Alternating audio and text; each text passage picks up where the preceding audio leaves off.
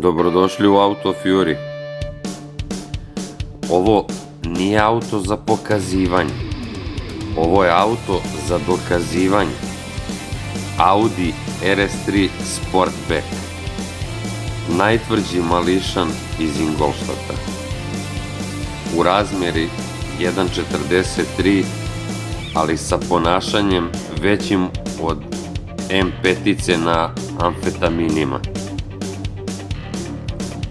Ispod haube u stvarnosti 2.5 litara, 5 cilindara turbo motor, zvuk kao da Sotona zateže kaiš. A ova mala verzija, njoj ne treba zvuk, ona izgleda kao da vrišti. Wide body, blatobrani, grill crn kao noć, felne koje ne stoje ovde zbog slikanja, nego zbog posla. Znaš onaj osjećaj kad pogledaš nekog i znaš da ima izuzetno kratak fitilj? To je upravo Audi RS3. U ovoj vatreno-crvenoj boji, bez buke, samo napada.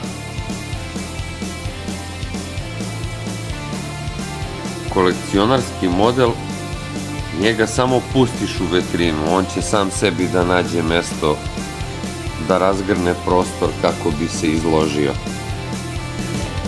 Svi znamo jedno, ako u kolekciji imaš ovakvog Audija, onda si rešio da tvoja polica priča da ne treba da se zeza sa tobom. Taj mali hatch,